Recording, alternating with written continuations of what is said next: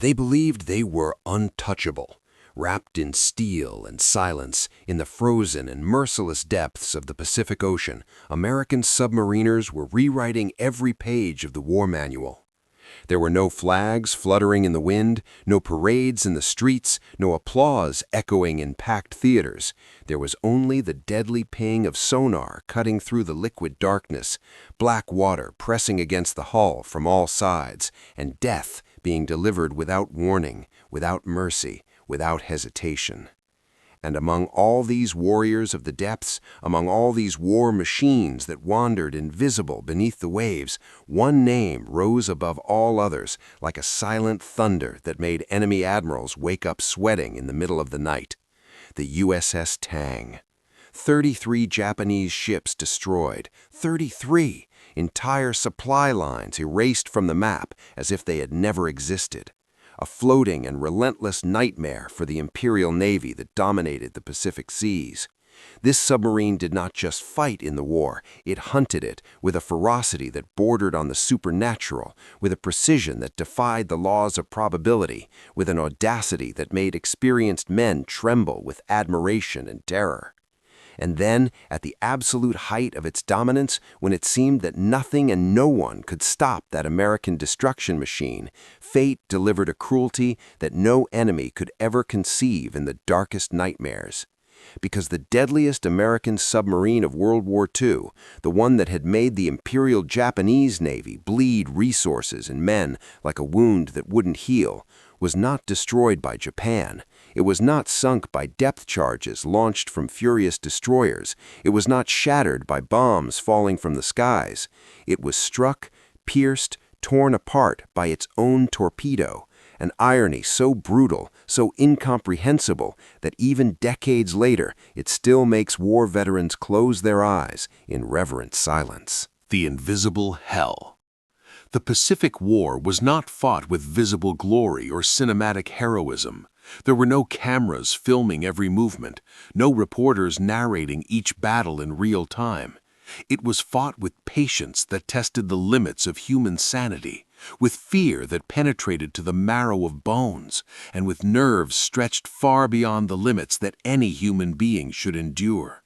Entire days without seeing sunlight, without feeling the comforting warmth of rays touching the skin. Weeks without breathing fresh air, only the recycled and stale air that smelled of diesel oil, human sweat, and oxidized metal. Men sleeping mere inches from torpedoes that could explode and kill them instantly if something went wrong, if a system failed, if luck turned its back. Each patrol was a bet with life. Each dive was a silent prayer whispered in the dark corners of the mind, where fear lives and feeds. American submarines became the invisible blade of the war effort, cutting Japan's lifeline across thousands of miles of hostile ocean, relentless and indifferent to human suffering. And the USS Tang became the sharpest edge of that American steel blade that cut deep into the flesh of the enemy empire. Under the absolute command of Richard O'Kane, a man whose photograph didn't capture even half the intensity that burned in his eyes, the Tang operated with an aggressiveness that bordered on open defiance of the very laws of submarine warfare. Where other commanders stayed cautious, maintaining safe distance, O'Kane closed the distance until he could see the rivets on enemy hulls. Where others fired from afar, seeking the safety of distance, he attacked point blank, so close he could feel the vibration of the diesel engines of Japanese ships. He believed with every fiber of his being that hesitation killed more men than audacity, that boldness won wars, while cowardice only prolonged the agony. His crew followed him without questions, without doubts, without reservations. Young Americans, torn from farms in Iowa, from factories in Detroit, from small towns where everyone knew everyone, were now thousands of miles from home, trusting their lives to cold steel, to skill tested in combat, and to each other in a brotherhood forged in the fire of submarine warfare. The destruction machine. Each successful attack reinforced the legend that grew like a storm on the horizon. Each explosion in the depths of Pacific waters echoed across the ocean as incontestable proof that American determination could not be stopped, could not be bent, could not be broken. Ship after ship disappeared beneath the waves, swallowed by the sea that forgives not and forgets not. Freighters full of vital supplies, troop transports carrying soldiers who would never see the battlefield, naval escorts that swore to protect their convoys, all were swallowed by the deep and dark ocean, dragged to the bottom where fish would feed on their wreckage for decades. Japan felt the pressure tighten like a steel vise around its throat, resources disappearing faster than they could be replaced, desperation growing in every staff meeting, in every report that arrived speaking of another ship lost, another cargo on the ocean floor.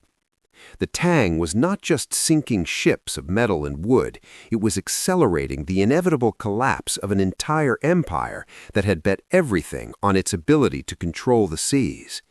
Inside the submarine, cramped and claustrophobic, there was pride emanating from every man, a fierce and unwavering pride, but there was never comfort, never the illusion of safety.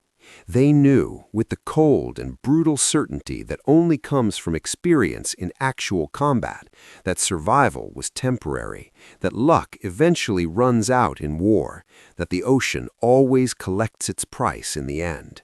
Still, they pressed forward, diving deeper, hunting more aggressively, attacking more boldly, because this was what America demanded of its sons in the distant waters of the Pacific, and this was what they believed with every beat of their hearts that pumped American blood through American veins, that freedom was worth any price, any sacrifice, any risk. The Tang's crew was not composed of supermen from the pages of comic books. They were ordinary men transformed into extraordinary warriors by the absolute necessity of total war.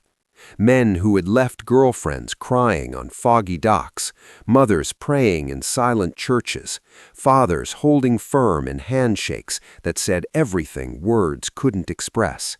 They carried crumpled photos in their pockets, letters read so many times the words were fading, memories of summer barbecues and baseball games that seemed to belong to another life, to another world that existed somewhere far beyond the gray horizon of the Pacific at war.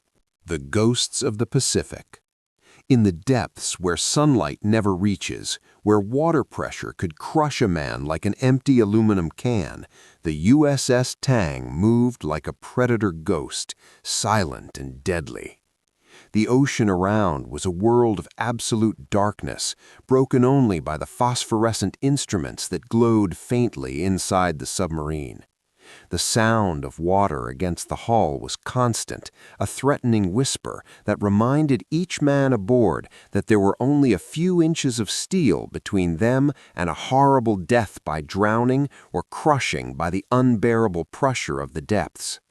Each creak of the metal was mentally analyzed by veteran crew members who had learned to distinguish between the normal sounds of a submarine under pressure and the ominous groans that preceded catastrophic failure. Each tremor, each different vibration, each change in the tone of the engines was cause for immediate attention, because in submarine warfare there is no second place. You win or you die. Simple as that. No middle ground, no consolation medals. The routine aboard the Tang was a surreal mixture of deadly boredom and absolute terror. Hours dragged like days while the submarine silently patrolled through enemy-controlled waters, looking for targets, waiting for opportunities. Men played cards with decks so worn you could barely identify the suits, wrote letters home that might never be sent, cleaned and re-cleaned equipment that was already perfectly clean just to have something to do with their hands, something to keep the mind occupied and away from the dark thoughts that always lurked at the edges of consciousness. And then, without warning, the combat alarm sounded, and everything exploded into frenzied activity, coordinated by practice repeated 1,000 times. Men ran to their stations with an efficiency that would make any choreographer envious, each knowing exactly what to do, exactly where to be, exactly how to execute their function in the deadly dance of submarine death. Richard O'Kane commanded his crew with a mixture of iron discipline and genuine respect that inspired absolute loyalty. He didn't ask his men to do anything he wouldn't do himself, didn't send them into dangers he wasn't willing to face alongside them. When he looked through the periscope, calculating attack angles with cold mathematical precision while depth charges exploded around the Tang, making the entire submarine shake and rattle, his crew knew he would not retreat, would not give up, would not fail. They had seen him bring the submarine so close to enemy ships that more experienced officers would have declared impossible, insane, suicidal.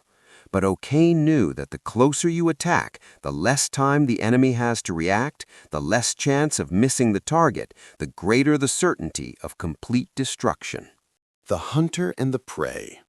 Submarine warfare in the Pacific was a deadly game of cat and mouse played in 3 dimensions where the predator could become prey in seconds if it made a single error in judgment. Japanese and American submarines waged a battle of intelligence, technology, and nerves of steel across thousands of square miles of ocean. Each side developed new tactics, new equipment, new techniques to detect and destroy the enemy hidden beneath the waves. The Japanese improved their depth charges, making them more deadly, more accurate, capable of sinking faster and exploding with devastating force. They trained their anti-submarine escort crews until sonar detection became almost an intuitive art. They perfected attack patterns that surrounded suspicious areas with a net of explosions that made escape almost impossible. But the Tang and other American submarines also evolved, adapted, overcame each new challenge thrown at them.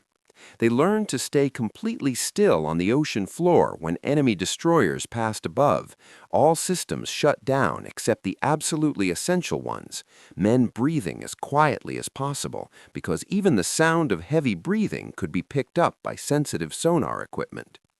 They learned to use thermal layers in the ocean to hide their acoustic signature, sliding between different water temperatures like ghosts that couldn't be touched by mortal hands. They developed approach tactics that used the noise of enemy ships themselves to mask the sound of their electric motors, getting so close they could hear conversations on the decks of Japanese ships through the metal hulls.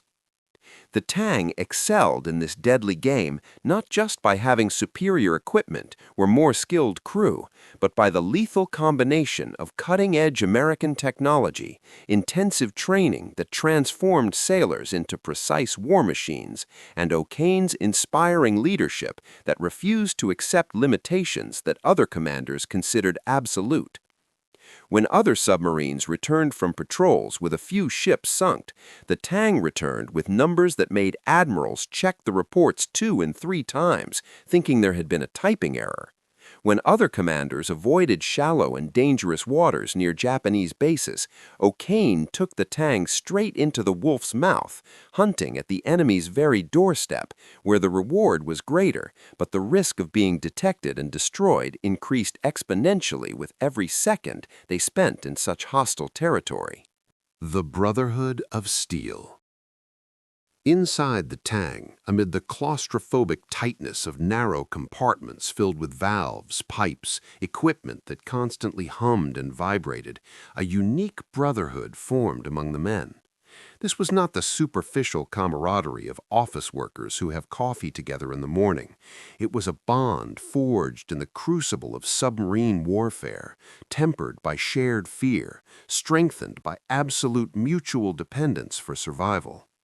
Each man aboard knew that his life literally depended on every other man doing his job perfectly, without errors, without hesitation. The torpedo man who loaded torpedoes into the tubes had to get everything right or the submarine became defenseless. The sonar operator, who carefully listened to the sounds of the ocean, had to detect threats before it was too late, or everyone would die. The engineer, who kept the engines running, had to ensure that every valve, every piston, every electrical circuit operated perfectly, or they would be stuck on the ocean floor waiting for the air to run out. They ate together in shifts in a small area that barely deserved the name of mess hall, sharing canned food that after weeks at sea began to have a uniform taste of metal and chemical preservatives. They slept in narrow bunks stacked 3 or 4 high, swaying gently with the movement of the submarine, waking instantly at the slightest unusual sound because their brains had been trained by repeated combat to distinguish between normal sounds and sounds that meant deadly danger approaching. They shared bad jokes that only made sense to those who lived the same terrifying experiences, sang off-key songs that echoed strangely in the metal compartments, created absurd good luck rituals that everyone followed religiously because when you're living on the razor's edge between life and death, anything that might bring luck is worth it. And when combat began, when the alarm sounded and everyone ran to their battle stations, this brotherhood transformed into a war machine, synchronized with Swiss clockwork precision. Words were necessary because each man knew exactly what to do. Movements were fluid and automatic after so much training and so many real battles. Torpedoes were loaded into tubes with brutal efficiency. Targeting data was calculated and transmitted in a loud and clear voice that cut through the sound of alarms and accelerated engines. Valves were opened and closed in the exact sequence necessary to launch silent death against enemy ships that didn't suspect their final minutes had arrived. And after the attack, while the Tang dove deep and fast to escape the inevitable retaliation, while depth charges exploded around, making the entire hull vibrate and creak in ways that made even veterans nervous, the men remained at their stations, ready for any order, trusting that O'Kane would get them out of that impossible situation one more time. The dance with death. Depth charges were the constant nightmare of every submariner. Steel cylinders filled with powerful explosives that sank through the dark water, configured to detonate at specific depths, calculated to crush any submarine unlucky enough to be in the destruction zone. When they exploded, the entire world seemed to shake violently. The water around transformed into a liquid hammer that struck the hull from all sides simultaneously. Lights flickered or went out completely, leaving men in darkness while they desperately tried to maintain their posts. Valves and joints began to leak seawater under tremendous pressure that entered in thin and powerful jets. Equipment broke loose from their fixtures and flew through the compartment like deadly projectiles. And through it all, the men had to remain calm, had to continue doing their jobs, had to trust that the hull would withstand just one more explosion, and yet another. The Tang survived depth charge attacks that would have destroyed less well-built submarines or submarines manned by less determined men. There were times when the explosions were so close that bolts loosened and rolled across the floor. Paint peeled from the bulkheads. Men were thrown against equipment and came away with broken ribs and bleeding cuts. There were moments when leaks became so severe that pumps worked at maximum capacity just to keep the water level under control while the Tang struggled to reach safer depths. There were instants frozen in time when each man aboard thought this would be the final explosion, the one that would crack the hull and let the ocean come roaring in like a hungry beast. But always, O'Kane found a way to escape, using every trick in the book and some he invented on the spot, guiding the Tang through impossibilities that defied all statistical probabilities. After these attacks, when they finally managed to shake off the Japanese destroyers and surface in relatively safe waters, when they could finally breathe fresh air on the surface and feel the wind on their faces again, there was a collective moment of silence among the crew. It wasn't noisy celebration, it was the silent acknowledgement that they had cheated death once more, that they had survived when they easily could have become just another submarine lost, listed as missing in action, presumed sunk. They checked each other for injuries, helped the wounded as best they could with the limited medical supplies aboard, began the necessary repairs on damaged equipment, and then, after a few hours of precious rest, they returned to their tasks because the war didn't stop, the ocean didn't rest, and the next Japanese convoy was already somewhere out there waiting to be found and destroyed. The numbers of destruction. 33 ships. Let that number sink into consciousness for a moment. 33 Japanese ships sent to the bottom of the Pacific by the USS Tang alone. Each of these ships represented millions of dollars in naval construction, months or years of work in shipyards, entire crews of Japanese sailors who would never return home. Each sunken ship was a cargo of supplies that would never reach Japanese troops fighting on distant islands, ammunition that wouldn't be fired, food that wouldn't be eaten, fuel that wouldn't be burned. Each troop transport sent to the ocean floor was hundreds or thousands of soldiers who would never step on battlefields, never fire a shot against Allied forces, their lives ending in seconds of absolute terror when torpedoes tore through the hull and the freezing ocean water flooded compartments before anyone could even think of escaping. The numbers tell a story of lethal efficiency that was almost superhuman in its brutal precision. The Tang didn't waste torpedoes. Each torpedo was precious, cost thousands of dollars to produce, had to be carefully loaded aboard before each patrol, and there was a limited number they could carry. O'Kane and his crew had refined the art of torpedo attack to a level of mastery that few other commanders would achieve. They waited for the perfect moment, for the exact angle, for the ideal distance. They calculated target speed, direction, course changes, wind and current factors, all in real time while the submarine was moving, and the enemy ship was moving, and the ocean around was in constant change. And then, when all factors aligned, when the mathematics of death was perfect, they fired. And they hit, repeatedly, consistently, with a success rate that made other submarine commanders shake their heads in incredulous admiration. Massive explosions tore through ship hulls. Flames rose to the night sky like accusing fingers pointing to where the Tang was hidden in the dark waters.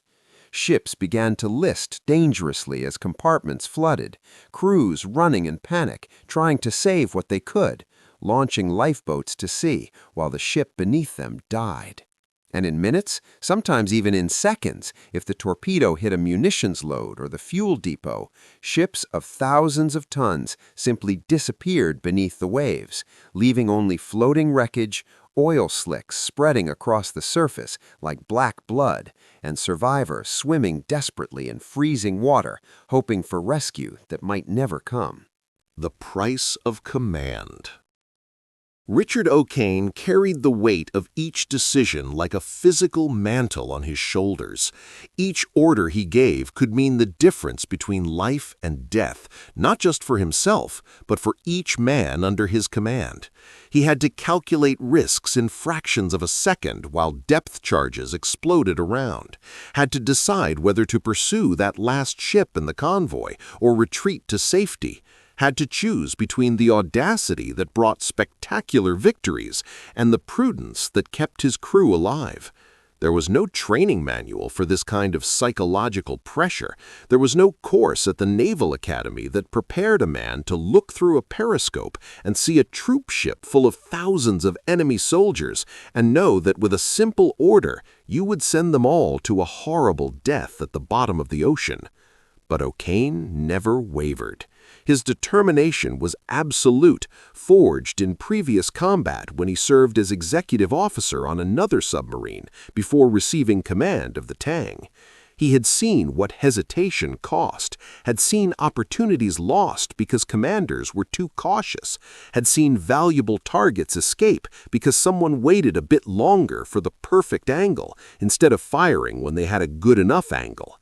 He promised himself that when he had his own command, he would attack with everything he had, would seize every opportunity, would push his crew and his submarine to the absolute limits of capability, because nothing less than that was sufficient when the freedom of the world was at stake. His crew perceived this determination and was inspired by it. They knew O'Kane wasn't playing toy soldiers with their lives. He calculated risks carefully, but when he decided to attack, he attacked with the ferocity of an alpha predator that knew no fear or doubt. He shared information with his officers, explained his logic, asked for inputs when time permitted. He treated even the lowest-ranking sailor with respect because he understood that on a submarine, every position was vital. Every man played a crucial role in the success or failure of the mission. A cook who kept the crew fed was as important as a torpedo man who loaded the weapons. Hungry men made mistakes. Malnourished men got sick. Men who didn't have energy failed at critical moments. The perfect machine. The USS Tang was not just a piece of metal floating in the ocean. It was the product of decades of technological development, billions of dollars in research and development, the work of thousands of engineers and shipyard workers who would never see combat, but whose work would save American lives and destroy the enemy. Each valve had been tested multiple times. Each weld had been inspected by experienced eyes, looking for any weakness that could fail under pressure. Each system had backup, and the backup had backup, because redundancy meant survival when you were operating hundreds of feet below the surface, where a single point of failure could kill everyone aboard. The Mark 14 torpedoes that the Tang carried were masterpieces of destructive engineering, despite the initial problems that almost cost the submarine war in the first years of the conflict. After corrections and improvements, they became deadly efficient weapons. 18 feet of steel loaded with hundreds of pounds of Torpex explosive that was more powerful than TNT. They could travel at speeds of more than 40 knots, adjusted to explode on impact or through a magnetic detonator that exploded underneath a ship's hull, breaking its keel and splitting the ship in half. Each torpedo cost approximately $10,000 to produce, a fortune at the time, but the value of a single Japanese merchant ship destroyed was easily 100 times greater than that. The Tang's sonar system was state-of-the-art for the time, capable of detecting ships miles away under ideal conditions, allowing the crew to track entire convoys and choose the most valuable targets. The diesel engines provided power when the submarine was on the surface, recharging the enormous batteries that powered the electric motors used when submerged. The compressed air system that expelled torpedoes from the tubes had been refined to perfection. The trim and ballast systems that controlled the submarine's depth could be adjusted with precision of feet, allowing O'Kane to hang the Tang at specific depths as if the submarine of thousands of tons was suspended by invisible wires. The bloody waters. The Pacific was becoming a graveyard for the Japanese merchant navy. Month after month, the loss numbers grew alarmingly. Ships departed from ports in Japan loaded with hope and supplies, and many never reached their destination. American submarines, including the Tang, operated in deadly packs across vital shipping routes, transforming what should be routine voyages into journeys through waters infested with invisible predators. Japanese admirals moved markers on enormous maps showing where ships had been lost, and the markers began to form patterns that revealed the scale of the disaster. Entire areas of the ocean had to be avoided because American submarines patrolled those waters constantly, waiting patiently for unwary victims. The Japanese empire was being slowly strangled. Oil from Indonesian fields didn't reach refineries. Rubber from plantations didn't reach tire factories. Essential ores for weapons production were stranded in distant ports because there weren't enough ships to transport them, or because the ships that tried to make the journey were sent to the ocean floor before completing the journey. Troops on distant islands began to starve when supply ships were sunk. Ammunition rationed because new shipments didn't arrive. Aircraft sat on the ground because there wasn't enough fuel to fly them. And through it all, the Tang continued its relentless hunt. Patrol after patrol, the submarine departed from its bases, navigated through thousands of miles of hostile ocean, penetrated enemy-controlled waters, and began to work. O'Kane had developed a supernatural instinct for finding enemy convoys. He studied navigation patterns, memorized trade routes, understood how Japanese escort commanders thought. He knew when to risk staying on the surface longer to cover more distance quickly versus when to dive and advance slowly but safely.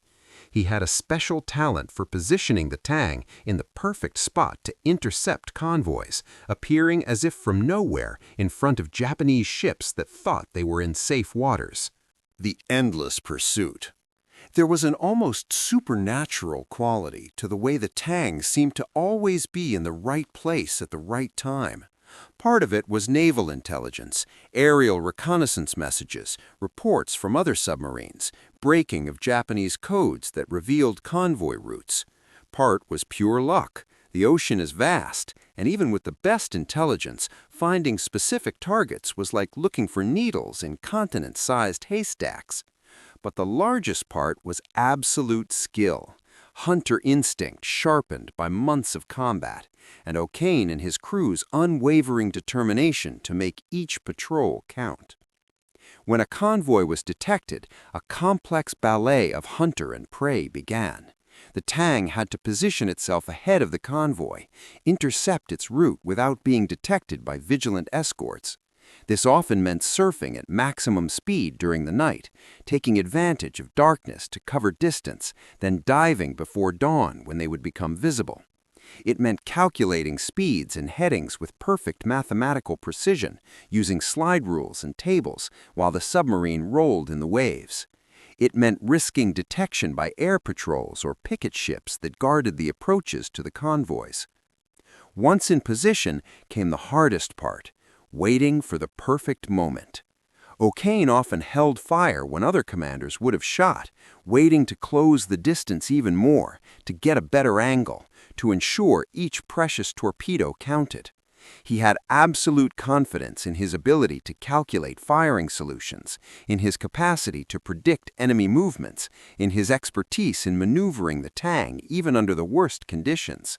And this confidence was repeatedly justified when torpedoes roared out of the tubes and seconds later massive explosions lit up the night as ships died. But each attack brought immediate and furious retaliation. Escort destroyers accelerated toward the attack position, active sonar sweeping the water looking for the killer submarine. Depth charges began to fall like deadly rain. The Tang had to dive deep and fast, silence all non-essential systems, glide through the dark water while explosions thundered above and around. And then, when the escorts finally gave up or were called to protect the convoy's surviving ships, the Tang returned to periscope depth. O'Kane checked the situation and often decided to attack again, taking advantage of the confusion to destroy more targets before finally retreating. The men behind the legend. But who were these men who transformed the Tang into a legend? They were not career soldiers who spent decades in military service. Most were young men barely out of their teens when the war began. Ordinary workers, college students, farmers, factory workers who answered the nation's call after Pearl Harbor. They came from all parts of America. Small rural towns where everyone knew everyone, industrial cities full of smoke and noise, vibrant metropolitan areas on the east and west coasts.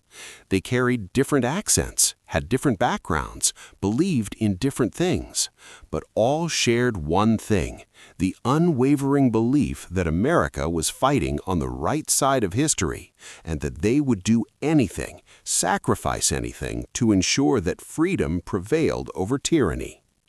They volunteered for submarine service knowing the risks. Submarines were notoriously dangerous even in peacetime. confined spaces filled with complex equipment that could fail catastrophically, operating in an environment that was inherently hostile to human life. In wartime, these risks multiplied exponentially. Everyone knew the statistics. Submarines had the highest mortality rate of any naval service. If a submarine was sunk, the chances of survival were minimal. There was no way to abandon ship at hundreds of feet deep. There were no lifeboats or life vests that would help when tons of steel were plummeting toward the ocean floor, taking everyone inside along. And yet, they volunteered. They went through months of intensive training that filtered out the weak, the indecisive, those who couldn't deal with claustrophobia or the psychological stress of living in a sealed metal tube underwater.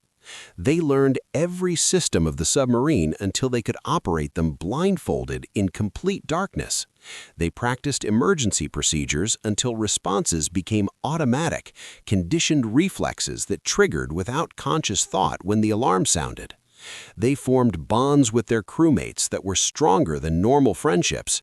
They were brothers in arms, united by the fire of shared combat, knowing they trusted their lives to each other every second of every day at sea.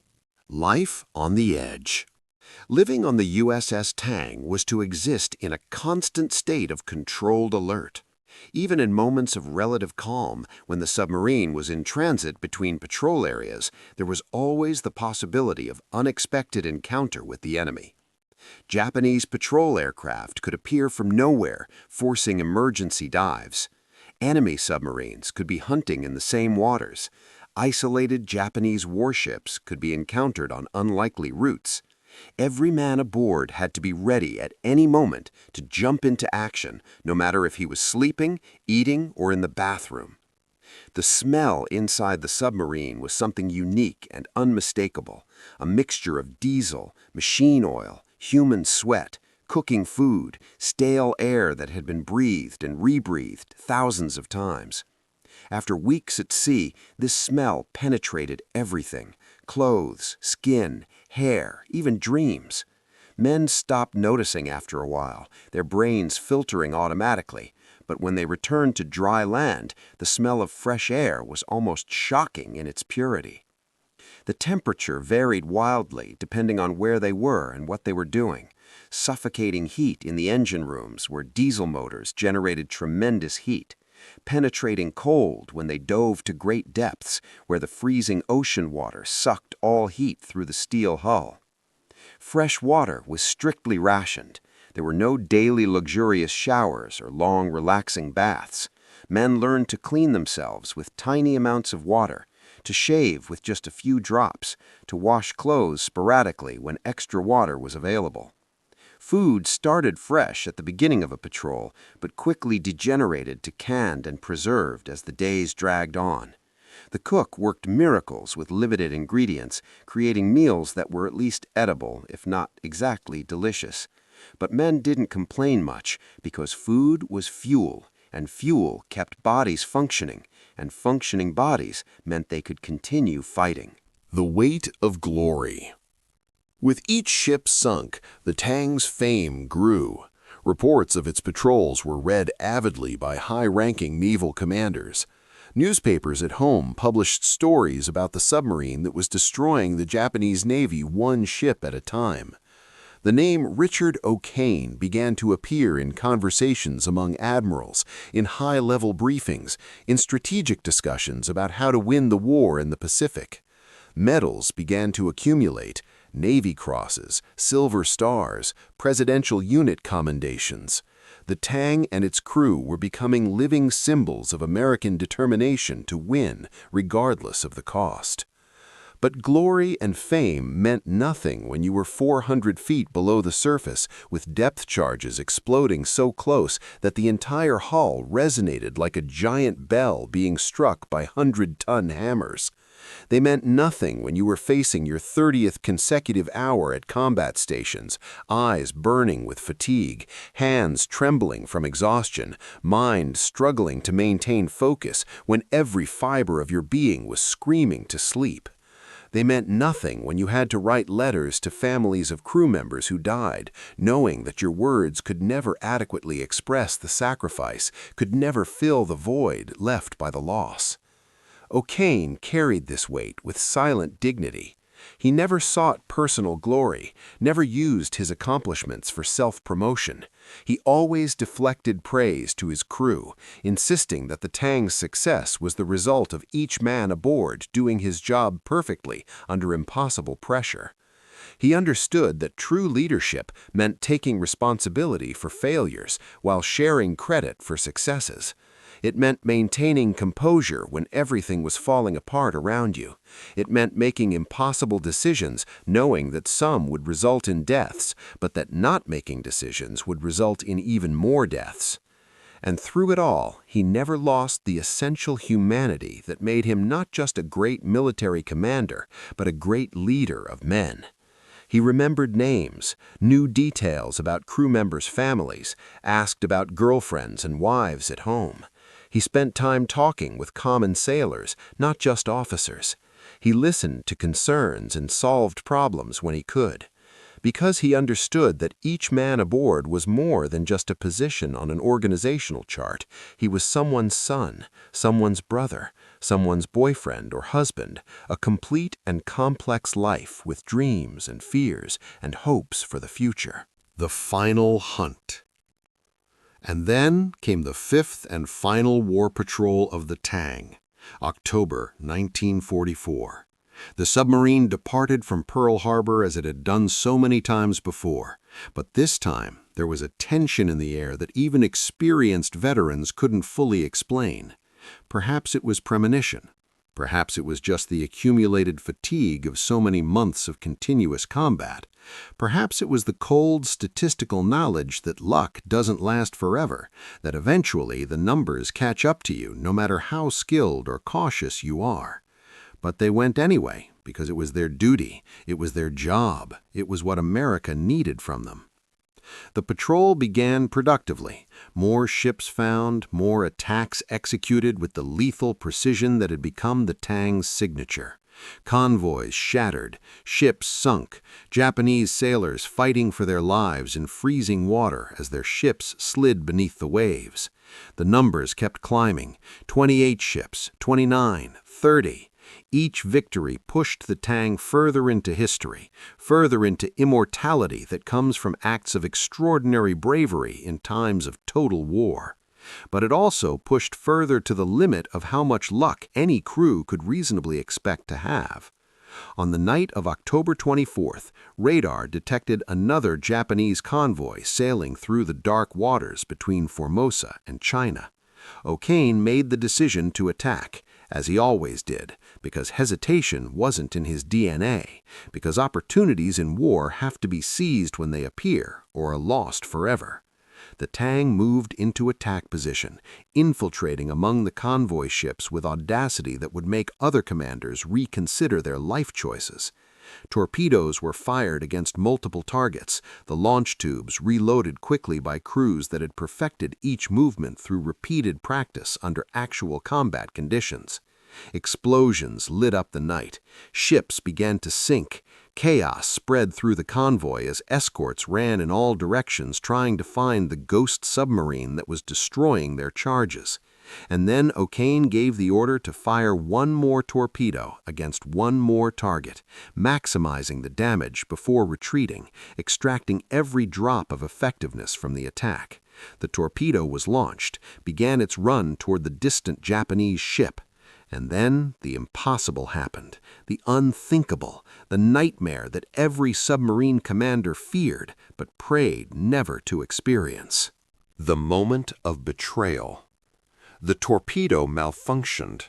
It wasn't simply an error, it was a catastrophic mechanical failure that transformed the weapon into a mindless killer. Instead of continuing in a straight line toward the intended target, it began to curve.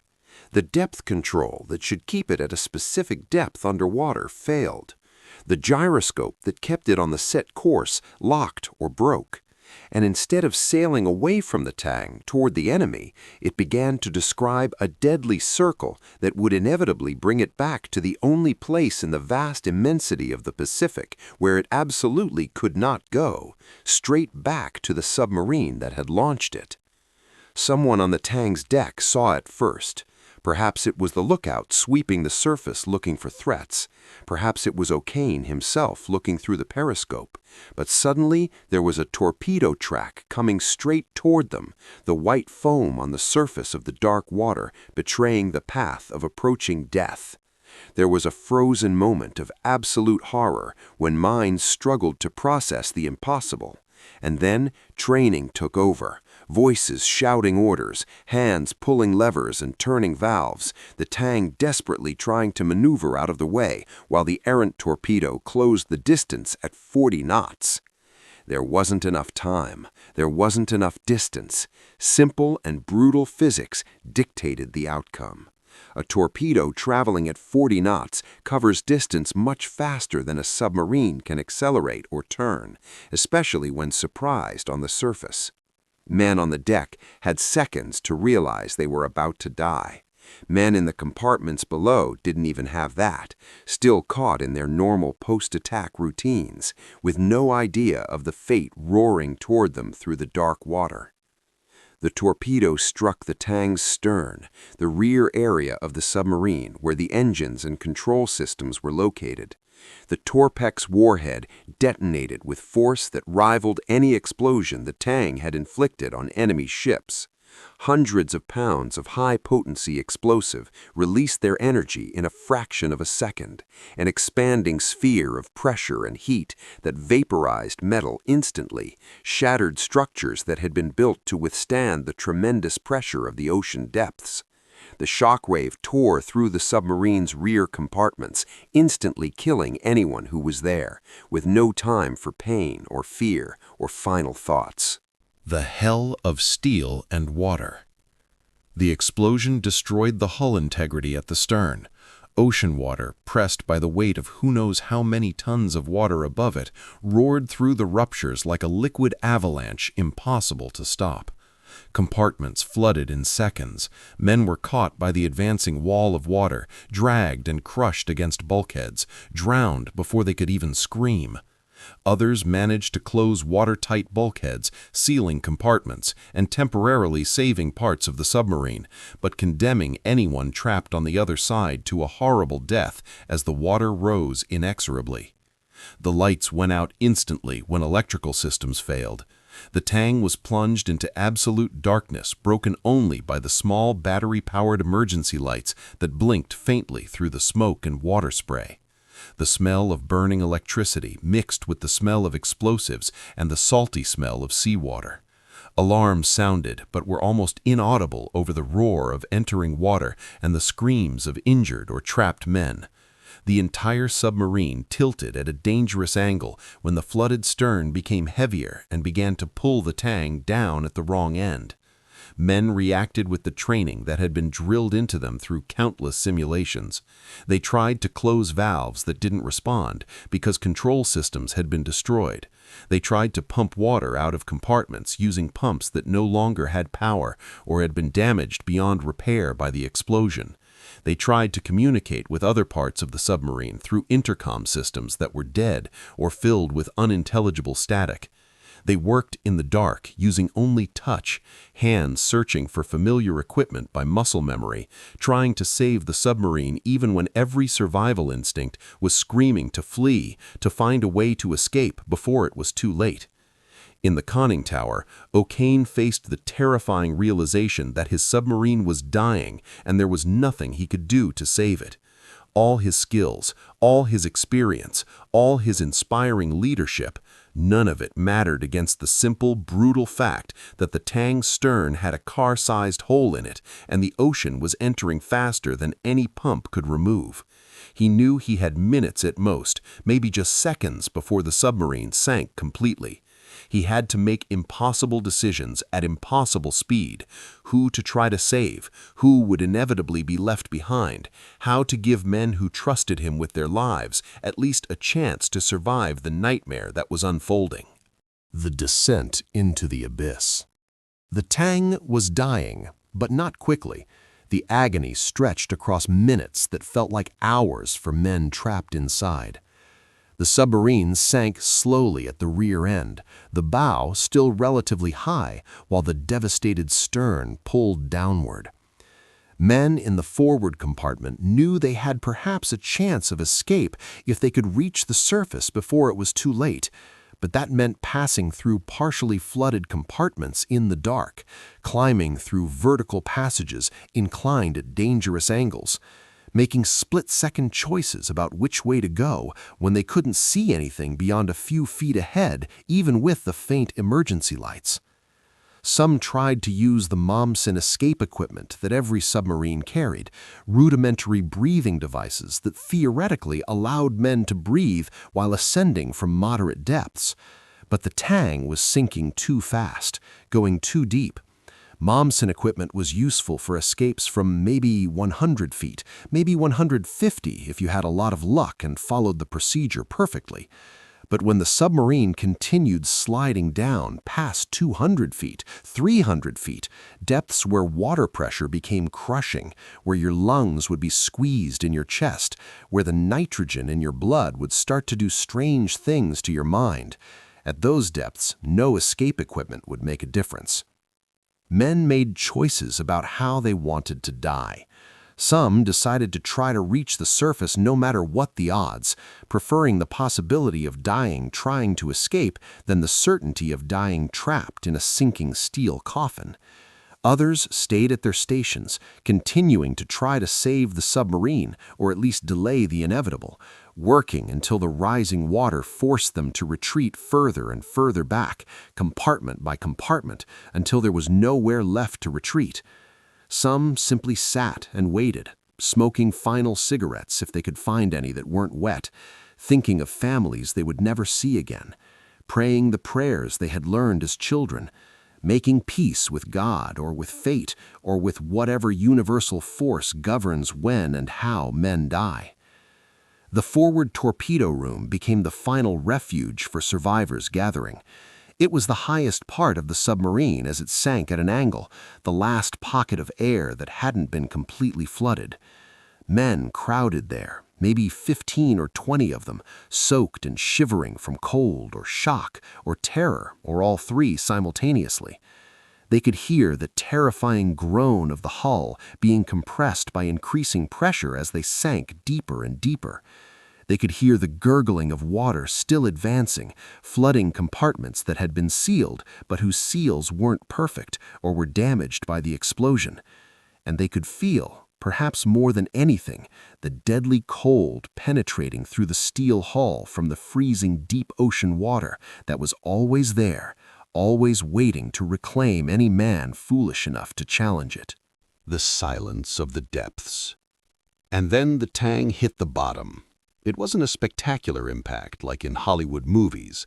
The submarine slid downward through the increasingly cold, dark waters, rotating slightly as it descended, until it finally settled into the mud and sand of the ocean floor with a dull thud that reverberated through the remaining compartments. 180 feet. It wasn't the deepest part of the Pacific by far, but it was deep enough to be absolutely deadly for anyone still alive inside, deep enough that escape was virtually impossible with the technology of the time. The men in the forward compartment looked at each other in the shadows created by the faint emergency lights. Some were injured, bleeding from wounds suffered in the explosion or while fighting through chaotic compartments.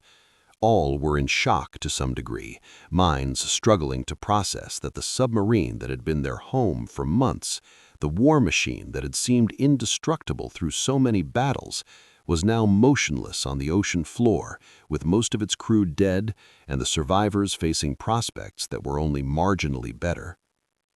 The air was becoming bad.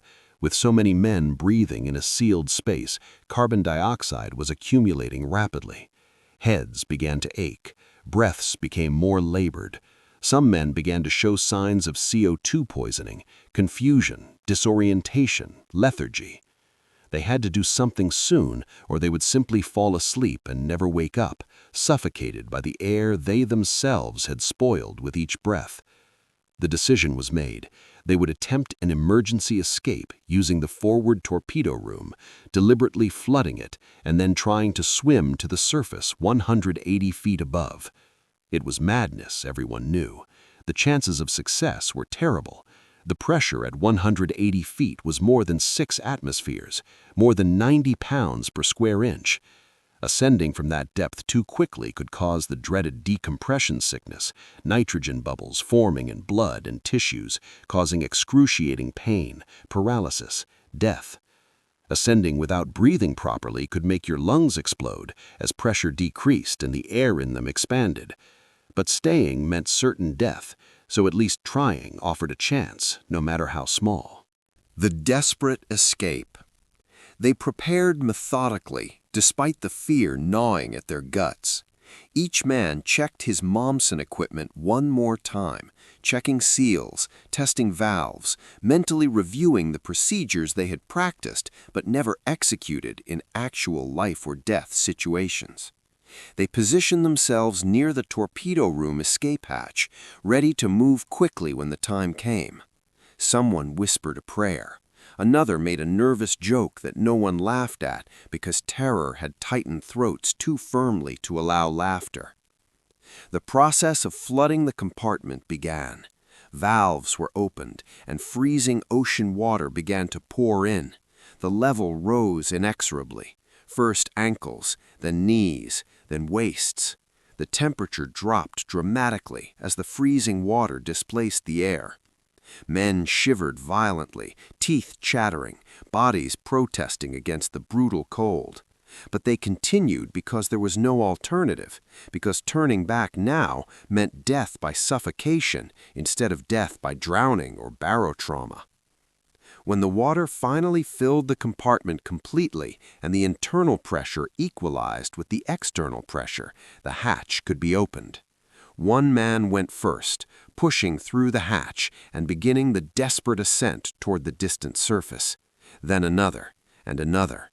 8 men in total managed to exit the dead submarine, swimming upward through the absolute darkness of the deep ocean, lungs burning from the effort, minds screaming for air, bodies fighting against the urge to inhale water when every cell was demanding oxygen. 5 didn't make it.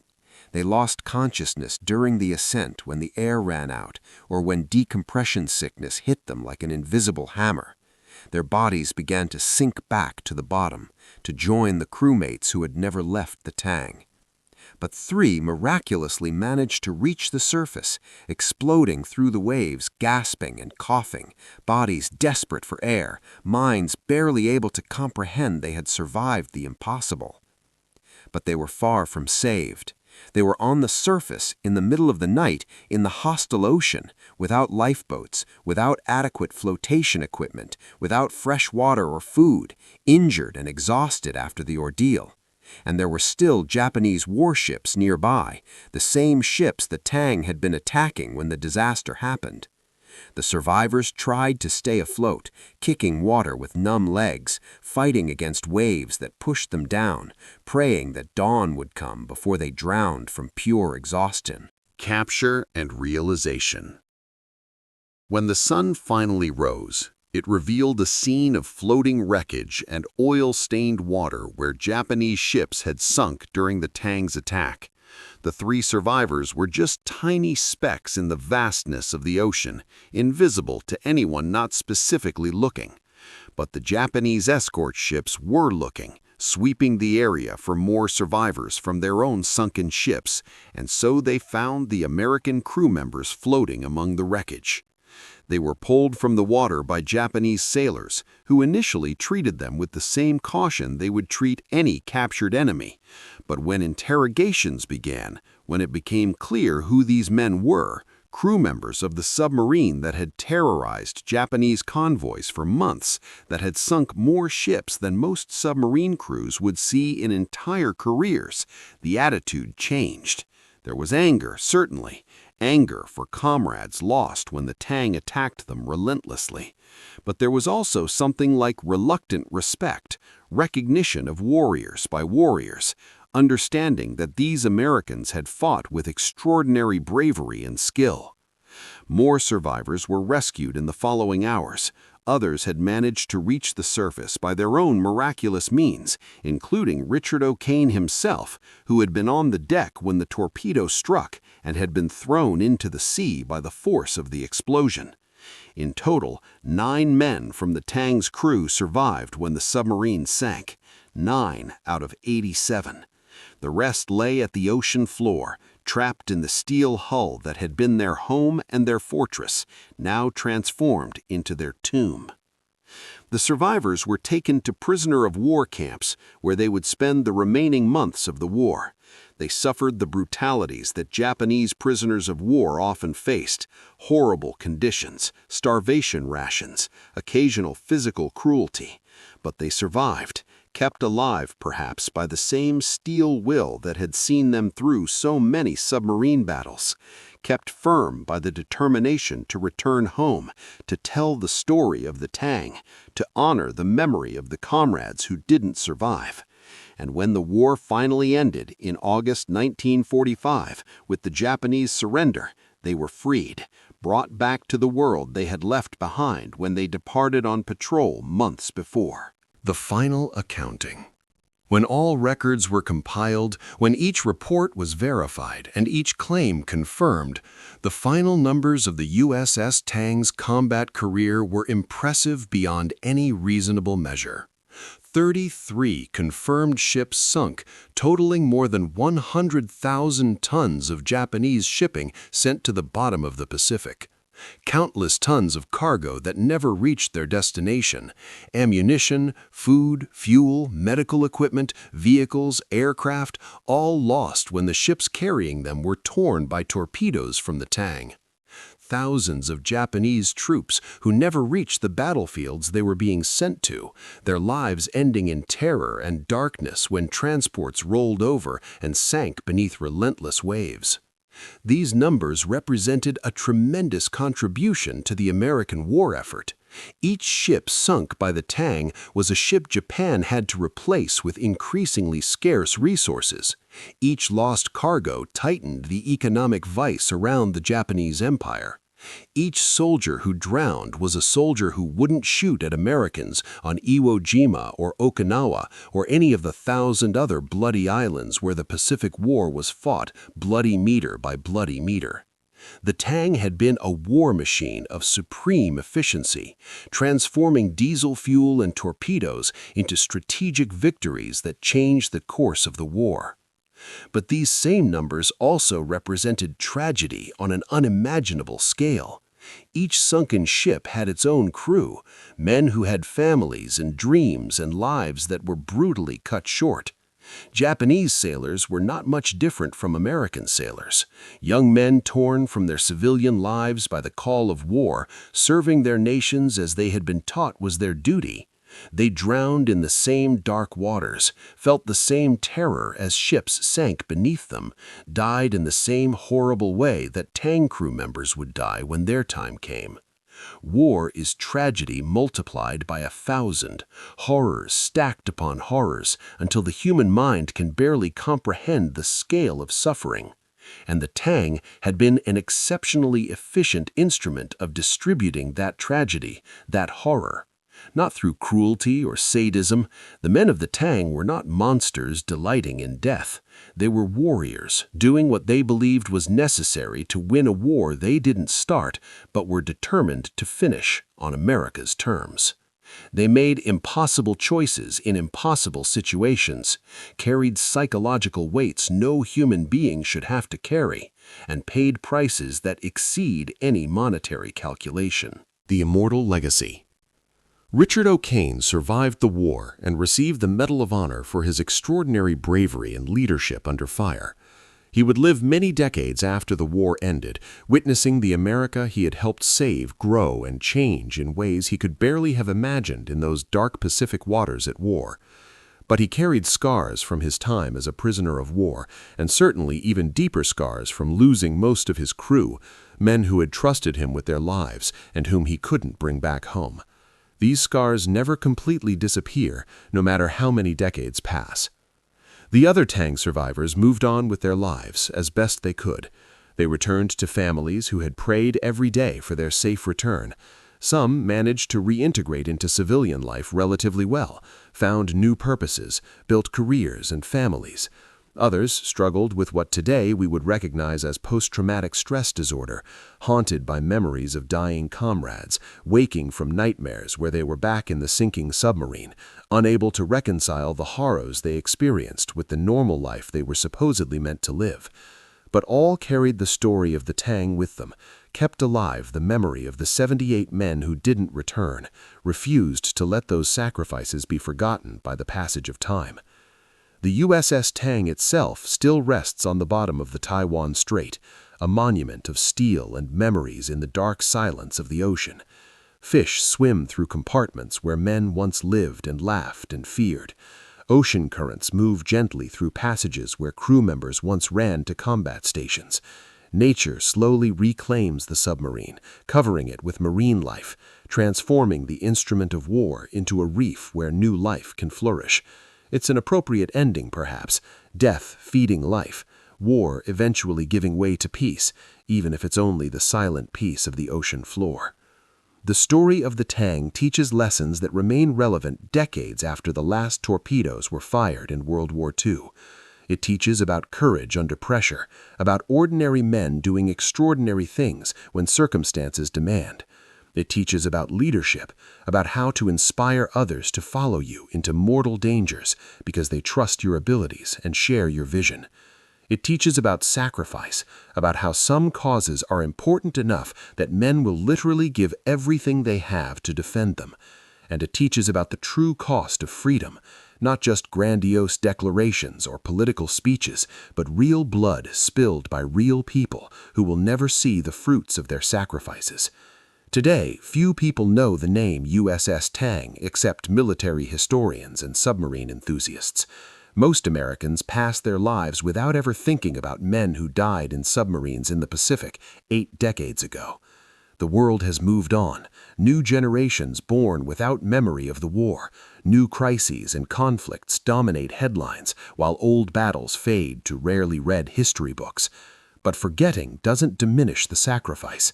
It doesn't make the deaths less real or the heroism less true. It doesn't erase the fact that real men faced real choices and made choices that cost everything they had.